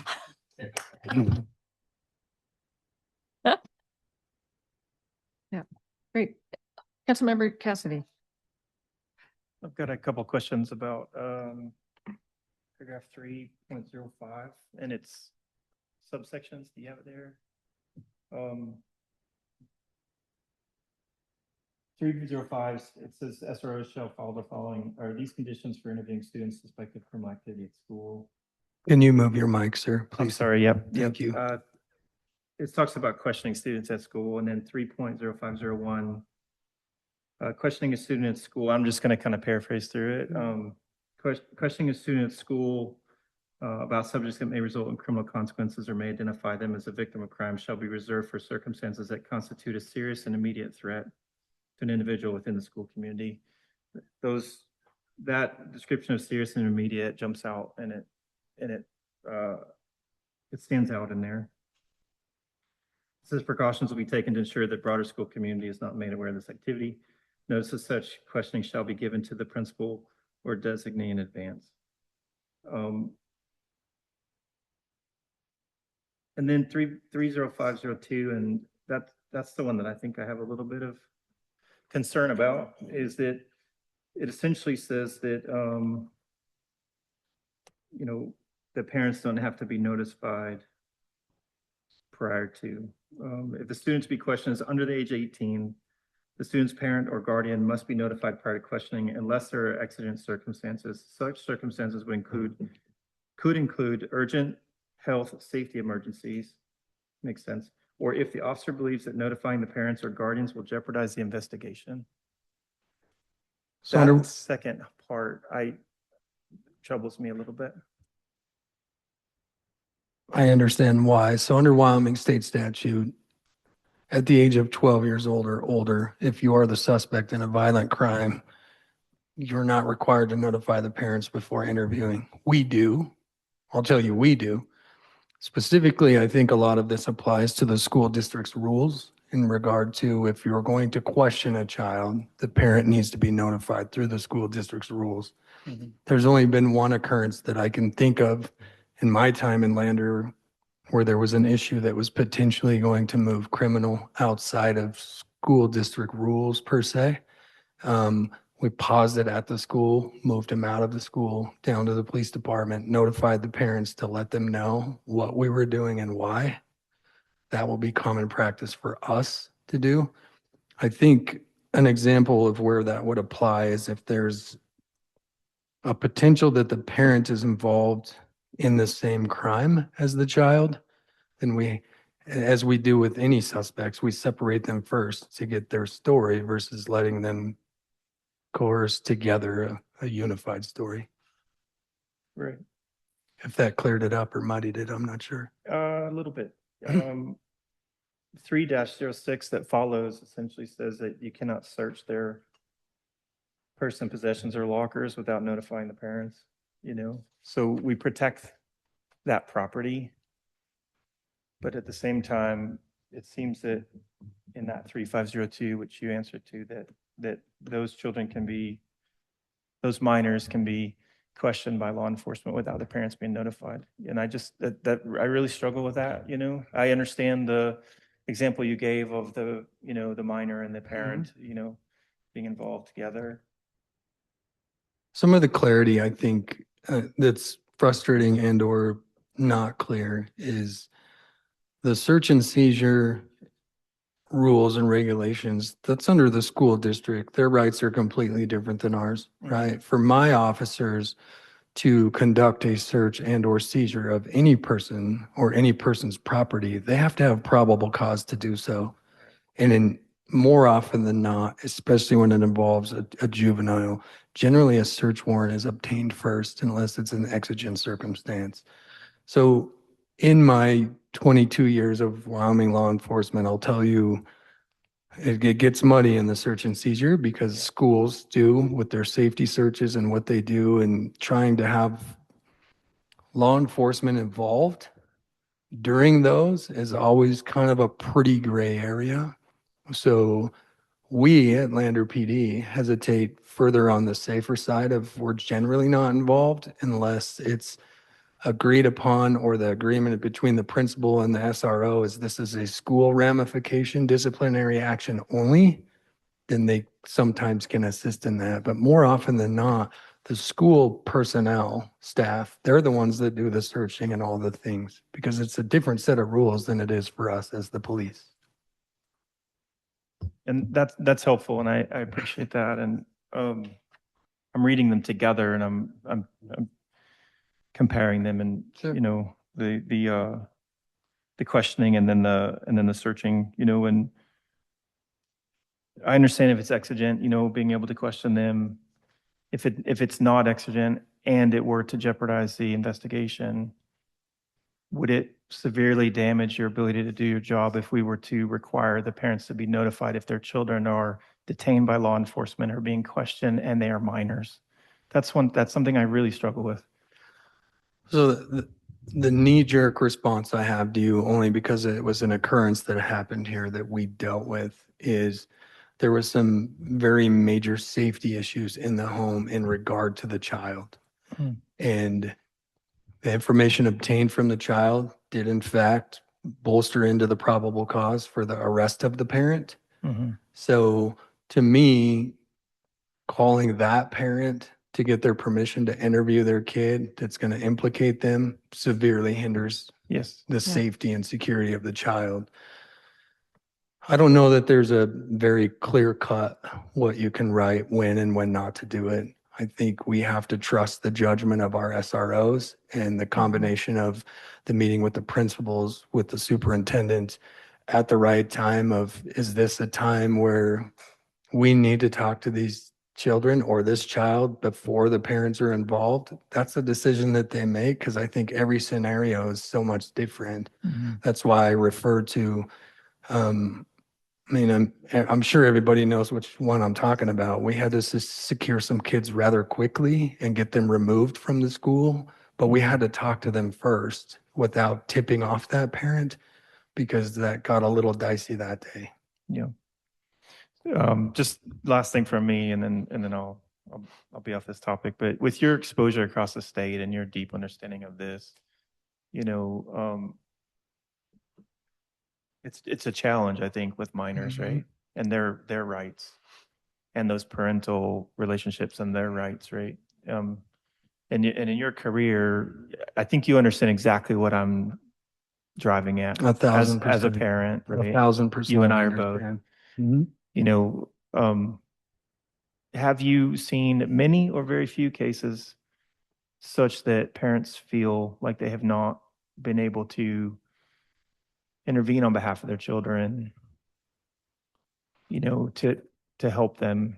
My answer to that is few. I've seen Okay. very few.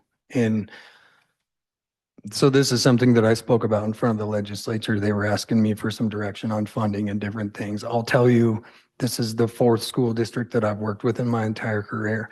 By far, the best relationship that from our law enforcement agency that we've ever had with the school district. So I don't have any reserves or heartburn with this because we have a great relationship with them. Superintendent Harris and I meet at the drop of a hat anytime something comes up. We meet, we remedy the issue. If we were trying to generate a state law, we would probably be having a whole different conversation, if I'm being honest with you. Sure. Okay. Thank you for that. I appreciate it. Good questions. Councilmember Stubble. Mayor, I have something much lighter than that, so thank you for really digging in. That was informative. I'll just say that I look at this document and thank you, Superintendent Harris, for being here. It clearly shows a really high degree of functionality and collaboration between the city and the school district, between our police department, thank you, Chief Waugh, and Mayor as well. And so and that relationship extends into the pool too. So I just want to name, like, sometimes you have to say it out loud, right? That, like, there is a deep level of communication and relationship between current staff, mayor, and the school district staff. So thank you so much, sir, for the time you and your staff put into making sure that we have full information and that we're partnering on the ways we need to share these responsibilities. So I appreciate that, Mayor. Yeah, agreed. Anything else? Okay, we'll call for the question, starting with you, Councilmember Hahn. Yes. Yes. Yes. Yes. Yes. That passes.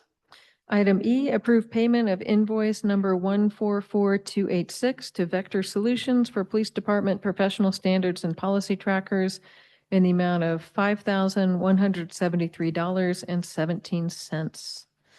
Motion and a second, please. Move to approve. Second. Moved by Councilmember Hahn with a second by Councilmember Cassidy. Chief, I've got you as our point of information and questions. Anything you can fill us in about? I can. Council, what this is we had spoke a year ago now, probably, on a software that we obtained that inadvertently forces supervision staff to document all the good things the guys are doing, as well as all of the hard things that they go through. It's a software system that sends us alerts in intervals to remind us to double check with them on their mental health and wellness. And second, we obtained another version or another part of their software that's a policy version. So instead of me giving you 7,248 pages of a Word document to read, it's actually in a system now to where it tracks the policy. It's searchable. Anytime we have a potential complaint or something, the AI will work together and identify the policies for us that apply to that complaint. When we obtained the second one, I reapproached them and told them I would like one payment a year every July. So we're not making double payments to a different place. So it cycles at the fiscal year. So this is something that was already budgeted in. The reason that, quite honestly, that you're seeing is they need a ACH payment from us because they cannot accept anything over $5,000 via credit card, which is typically how we pay our contracts that we have signed with people for that. Great. So this will be on our next pay meringue, but need to get it authorized. So great. Any questions with that? Okay, call for the question. Councilmember Larson. Yes. Yes. Yes. Yes. Yes. That passes. Item F, approve Lander Municipal Airport hangar space lease agreement for space 516 between the City of Lander and Intermountain Health Flight and Ambulance Services, parenthetically formerly Classic Air Care LLC. Can I get a motion in a second? Second. Moved by Councilmember Larson, seconded by Councilmember Cox. This is truly a procedural one, and even though it seems minor, this is the agreement that we signed or was authorized me to sign last meeting.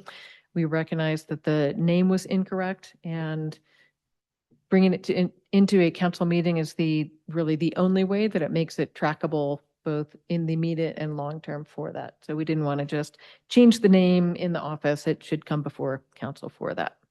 Trying to do things in the public forum. So that's the explanation why. So I doubt there's any conversation about that. But are there any questions? We'll call for the question. Councilmember Larson. Yes. Yes. Yes. Yes. Yes. Great. That Did passed. did you get a motion on that? Yeah. Oh, Rochelle missed it, so she was. Yeah. Yeah. Never mind. Councilmember Larson and Councilmember Cox. Okay. Item G, our amended item, is to provide a timeline for discussion of residual half-cent economic development funds. Can I get a motion in a second? So moved. Second. Moved by Councilmember Cox, seconded by Councilmember Cassidy.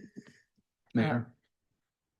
I'd like to table that motion due to the item that was brought up earlier. You know, I think that is something that should be brought up so that the city as a whole can be here to.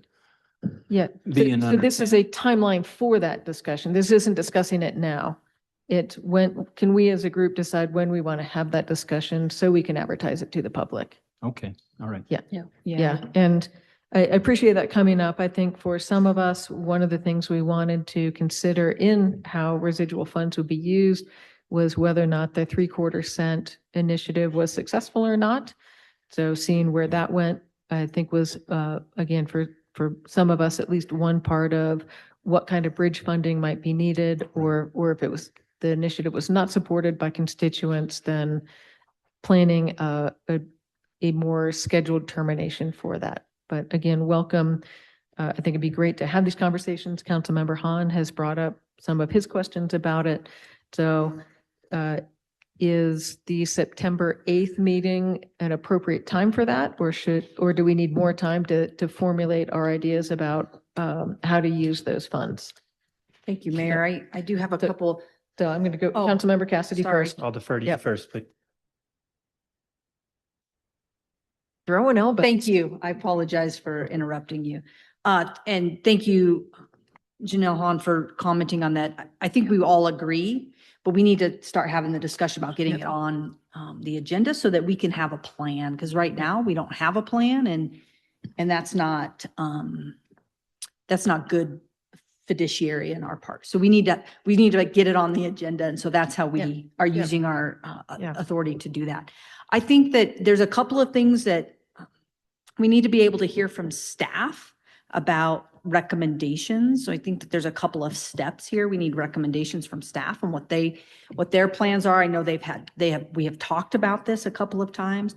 We have a current request for gap funding from WRTA, which was in the language of the previous half cent. And there would be also for air service.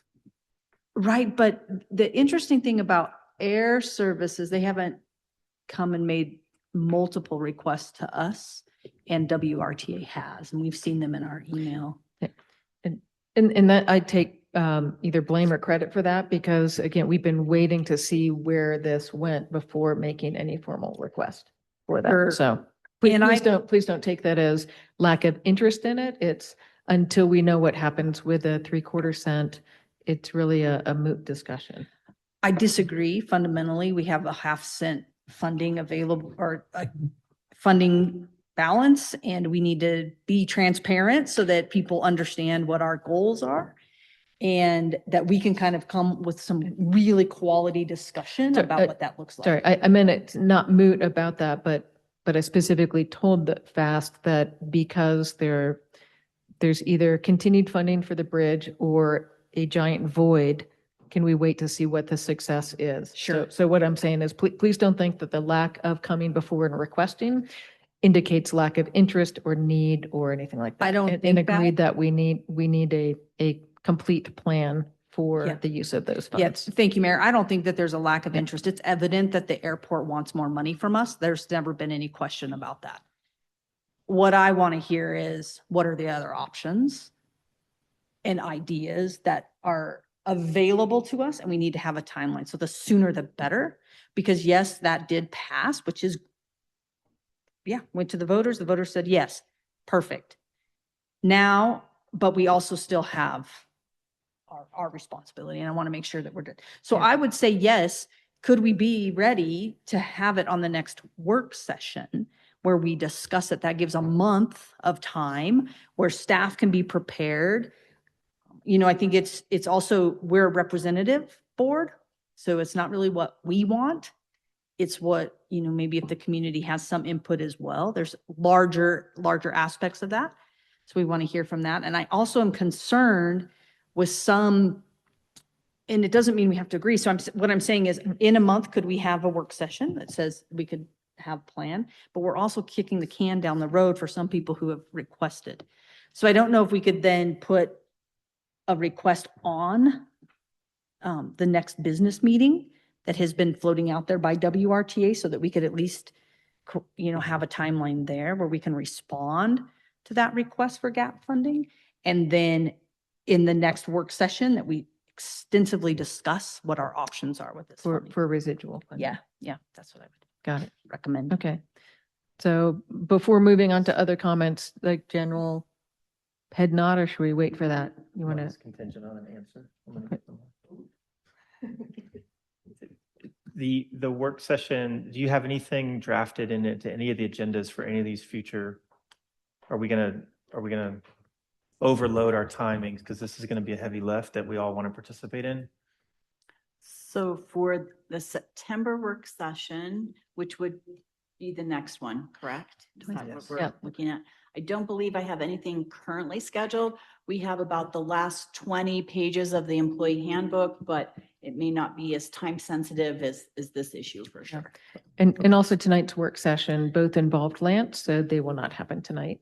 Okay. So, That's all I But- wanted to yeah, check, was yeah. make sure we weren't But I- gonna overload ourselves. yeah, I like the idea of the happy medium of, and both WRTA and Air Service do have some time sensitivities to that. So I like that idea of, hoping to have a conversation with Commissioners Allen and Jones about where are things at with the ambulance contract as well. So I think those are three pretty time-sensitive things that I like your idea of that, the happy medium. So part of it for the September 8th, and then the remaining funds, which could be substantial, for a work session. So, yep. Councilmember Stubble. I'm gonna, could you, Mayor, I don't think I'm tracking fully. Tell us again, you want us to vote on some portion of it on September 8th and then have a work session for the remaining? Is that what Yeah. you were outlining? Yeah. Okay. I would not be in favor of that. However, what I would be in favor, because I want to look at the full fund and all the requests and all the options and weigh those. So that's where I am personally, but Mayor, I think what I would propose as a counterpoint here is that our Director Nichols from WRTA has requested an opportunity to present again. I think we have had lots of information from him to council, and more up-to-date numbers, a presentation on where they are. So why don't on September 8th, which is a regular session, we have a update from WRTA as a non-business action item, so we get that full information in a public forum for all of us to digest. And then on the work session of September 22nd, that is the discussion for council to look at how we want to allocate. What I like about that is it's a month away. It gives me some pause because of some of the urgency of a few of the decisions to make. And we have got to have robust public input on how to spend this money. And a month is is Great. sufficient. More would be great, but we're trying to balance the urgency. And so if we set the intention tonight of saying on the 22nd, we're going to debate this, we want to hear from our stakeholders. We want to hear from LEDA. We want to hear from staff input. We want to hear from members of the community. You have about 30 days. Come to us with your ideas. We're going to develop those ideas. We're going to debate them on the 22nd, and then we're going to come to a vote in October. And I think, Ms. Hahn, thank you so much for your interest there in transparency, because I agree. We don't want to vote on this money without people being able to contact us about how they think it should be spent. So tonight, I want to set those intentions of the timeline. So to recap, make sure I'm tracking myself here. September 8th is a WRTA update, non-action business item. Get the information. If Commercial Air Service wants to come with a specific presentation, I would entertain that, because it was pretty vague last time we heard from them. And that was also a year ago or more. So updates from those two entities, September 22nd, full discussion and debate about all the options of how we could spend the money and how we want to, where we've been able to incorporate 30 days of public input, and a vote on the first regular session of October for allocations, if we come up with some degree of consensus in the work session, which I hope we do. Great. Mayor. But I think we just had an amendment by Councilmember Stubble, essentially. That was I think amendment. that was amendment. So we have an amendment made. Is there a second for that amendment? Great. So amended by Councilmember Stubble, seconded by Councilmember Hahn. Any other discussion on that amendment part? Okay, call for the question. Councilmember Hahn? Yes. Yes. Yes. Yes. Yes. Great, that passes. Coming back up to the higher level discussion, any other discussion about that? Mayor, Councilwoman Cox, to your point, could we name our intentions of who we want to hear from? I mean, everybody, yes. But that's very large, but if staff are willing to make recommendations, I would very much rely on their expertise of, again, within the allocations of the ballot language. What are some considerations and options we should look at and develop? If LEDA is interested in weighing in on this, their meeting, as I heard, soon, would entertain them as our expert EDO. Chamber of Commerce. I'll talk to Brian about this, Director Fable. Again, want to hear from everybody, but let's do some targeted outreach too, to really develop the ideas fully. Who am I missing?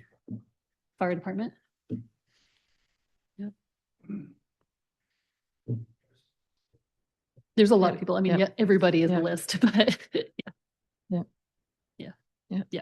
The other follow-up question that we had, I don't know if this is just me speaking out of turn, but that's not uncommon. If we could get I guess, an opinion, if it's appropriate are we able to invest? Meaning, are we able to use any opportunity for, with that fund? We just have to have a yes or no. If you then invest and you only use and spend the interest on that money, is that? Having a corpus there. Yes. Is that something we can do? This is something he and I talked about a year ago. it could be part of the staff recommendation or input that prepares us. And Clear language on fire. right. And again, I would also include in that, there was specific language in the original ballot, and think about how the community responded to various parts of that, to what extent there was support for discretionary spending, et cetera. And I hope we continue to have fidelity to the intent of the ballot initiative for what it was intending to support. But I don't think there's any limit. I mean, Christy and I attended basically a work meeting with our investment group, that there's a way to set that up. I don't think, Adam, that there's any limitations about creating a corpus with that and using with the funds, right? It's to have an intention was part of the MOA. If that is our intention, to create a corpus for long-term funding, we've set that intention. I'd have to do some research on it, but I think you're right. But like I said, I don't want to say that's gospel truth, because I'd have to do some of the research, but I think you are correct. Okay. So to be confirmed or denied. So. There are other folks we want to reach out to. Councilman Hahn, I don't know. I feel like I'm stepping on your toes. If you want to defer to you about pool funding. Yeah, Or hear that's from- something I definitely I want to kind of push for that money to go to something for the children. Mhm. Obviously, we've had some shortfalls within the school district that's affecting the sports teams. It's affecting a lot of things that our kids need in this town, and the pool being one of them. Mhm. You know, Yeah, can you turn your mic on? Yes, I Yeah. thought I spoke loud enough. I heard you great. But I think we do have yeah, a sound line. definitely, definitely. Yeah. I mean, something for the children is needed in this town to keep them out of trouble. You know? Hey, for real. Put the chief out of work, right? That was. But you know, Yeah. it gives them something to do on their off time to where they're not out in the streets and doing something, you know, I can't see a better use for it. I mean, it came from their parents and possibly some of the people who utilize that pool who work in this town, their tax dollars went into this and, you know, I think it'd be a good thing to redistribute it back into something that everybody in this town utilizes. Yeah. Yeah, thank you. Yeah, agreed. So Mayor, I think what I would, because agreed. So can we add to the list of, for staff recommendations, what recreational opportunities and facilities could be considered for us to explore? And Superintendent Harris, if the school district wants to weigh in on that, please do as well.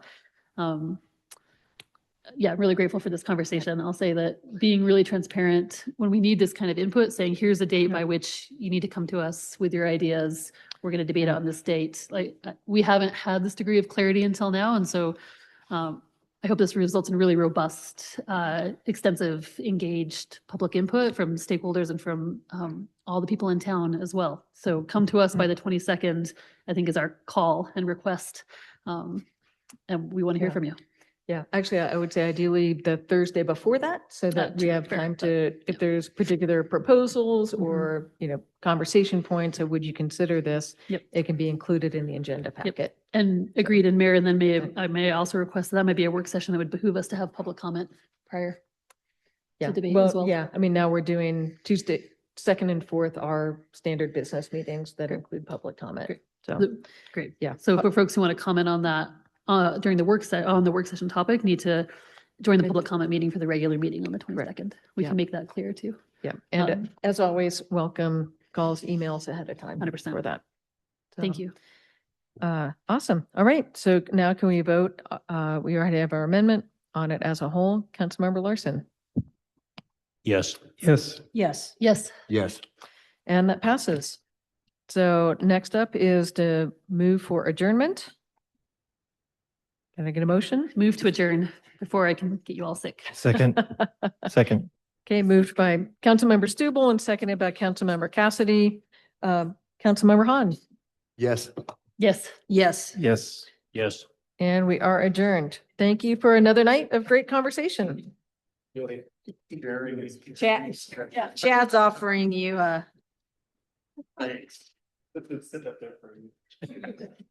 I had one too. I should have thrown it on. No. No, don't. Yeah. Think it's good.